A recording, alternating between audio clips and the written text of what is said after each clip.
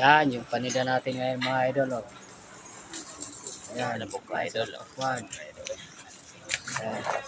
Kung sino yung bibili mamaya, punta na kayo. Yung hapon mga idol. Yung mga idol yung paninda ko mga idol. Oh. Yan, kunti na lang mga idol. Pakuha na isa na natura mga idol.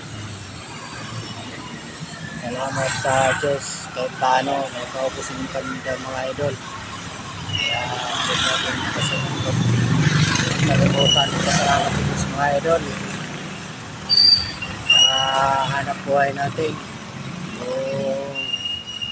Kahit sino man yung may negosyo, natin kalimutan magpasalamat sa Diyos.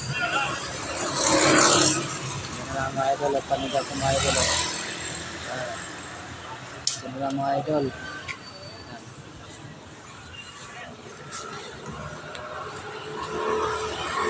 Salamat sa inyong papanood mga idol. Pakishare na lang po sa mga video ko mga idol.